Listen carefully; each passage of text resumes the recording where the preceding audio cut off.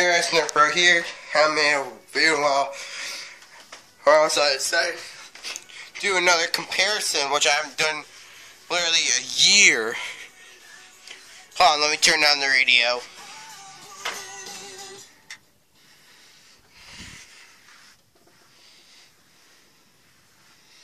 So yeah, for today's comparison, we got Vulcan versus Rhino fire.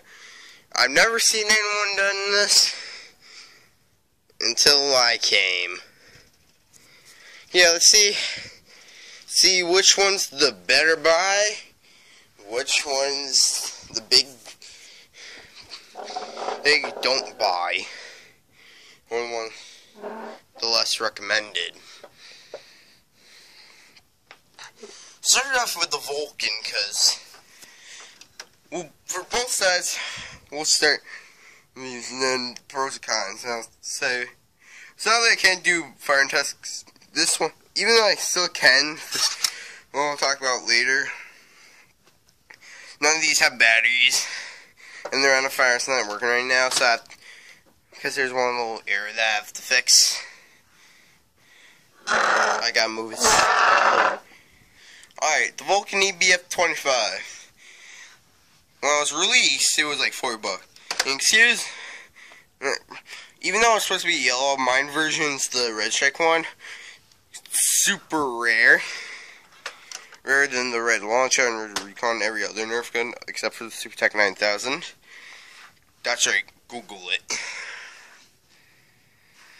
So yeah, what's really cool about the Vulcan, it's got this nice little switch. Right now it's off, even though I don't have batteries. But when you turn on, even though there's a cap to cover, shoots these 25 round belts pretty fast. Make it like a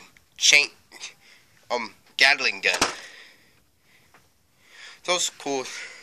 Obviously, other than the tripod, it's got a nice ammo box that it takes and carrying handle.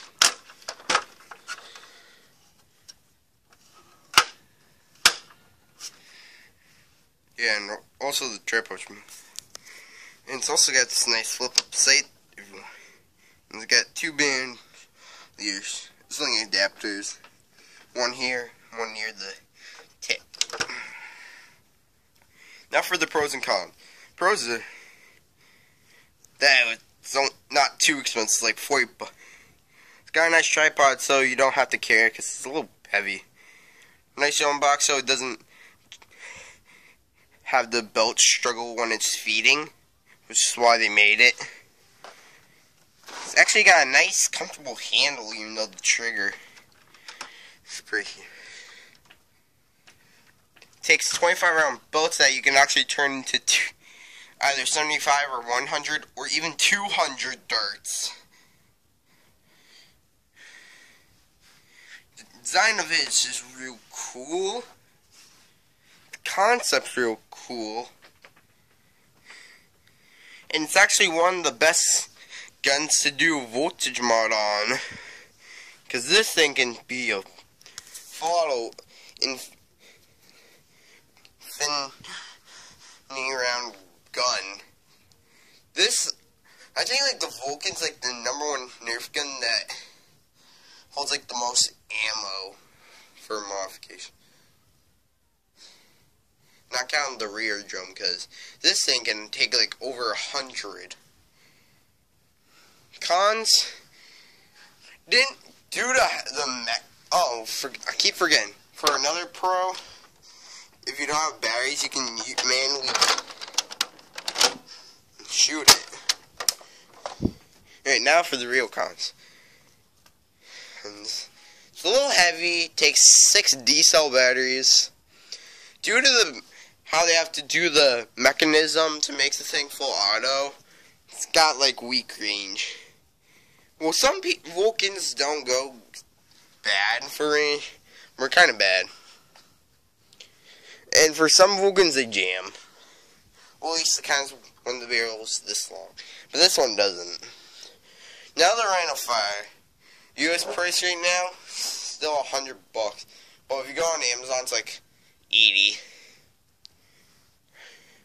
So basically, unlike the Vulcan that takes belts, came with like 2 rampage drums that take 25 darts, so it came with 50. Also has 3 rails like the Vulcan. It has this one huge jam door. Instead of triggers, got these switch 2 handles for when you have and when you shoot it, because it's a flywheel, not a spring like the Vulcan, these barrels move back and forth, which are like rubbery pistons. And somehow it's got this weird carrying handle, even though I kind of prefer the Vulcan's handle. Alright, for pros, the gun looks really sick. Also got a tripod. Comes with 50 darts and 2 drums.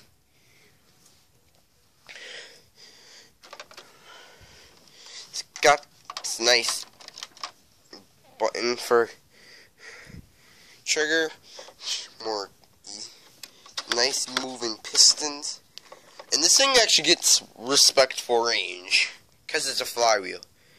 Cons: unlike the Vulcan, which you can use without any batteries, you need batteries. Thing takes too long to load. Vulcan with the 25 rounds quicker. Roundfire jams way more than a Vulcan. Somehow, since the drums are different than a Rampage, you got this longer nub part of the clear plastic, which doesn't fit in the Stampede. So you need a regular Rampage drum. And the price is $100. The Vulcan's $40.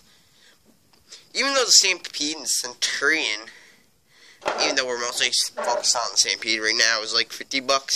That was like the most expensive for full auto. That came out successful, no one cared. Even though the Nerf game was like $80, that used to be the most expensive gun of all. But it was a good modification gun, even though range sucks. Roundfire is like the most expensive Nerf gun of all time. One brand new. Not counting vintage ones for nowadays. I mean, like nowadays, like right when it was released, when it's released. Which kind of sucks. Things too more heavy. The handle's way uncomfortable than the Vulcan. And even if you don't want to, it's way uncomfortable using this part. Or unlike the Vulcan, if you don't want to use the carrying handle, it's got a nice grip on the bottom. Why don't they have a grip?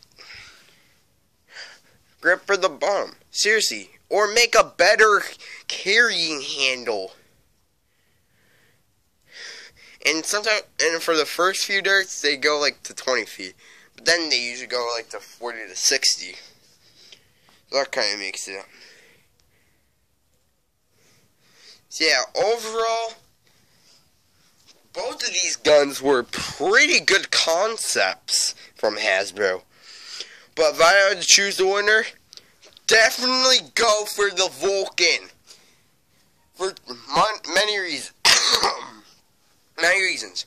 One, you can modify the belt to be over 100. Hold on. Sorry about that. Need help my mom. Yeah. I'd recommend the Vulcan over Roundfire. One, better carrying handle. $60 less. Better design. Jams less. This. Vulcan knows when you're out of ammo because then it pops out. So you can't shoot anymore. You don't need batteries to shoot it even though it's manual. Well, I want to use this handle. Yeah. And one more thing about the Roundfire. Unlike the Vulcan tripod, even though it's got zones, I forgot to mention this cons, but the Roundfire tripod's a big failure. It's worse than the Vulcan because if you bump it on my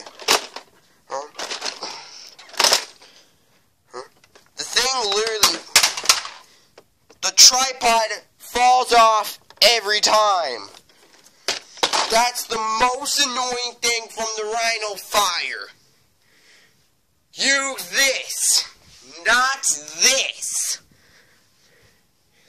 And plus the Vulcan doesn't need just one, like, elites or streamlines or zombies or what. It can take any dart it wants. Even the lame streamlines are outdated. And they'll shoot fine.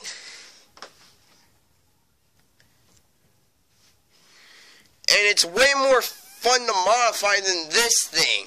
Even though Vulcan's a little more of a pain.